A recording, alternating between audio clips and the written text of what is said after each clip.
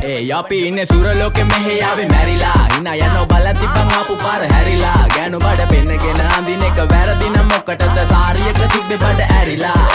ඩෝංගල පතු වෙන්න ඕන් දැම්ම මාළුවන්ට පාන් දැම්ම වගේ ඇවිත් පාල යන්න එන්නේ පහල යන්න ඇවිත් කට වාල යන්න අපි ගැව්වේ මොරන් නිසා පදිරි වෙන්නේ නෑනේ ඔය සාලයන්ට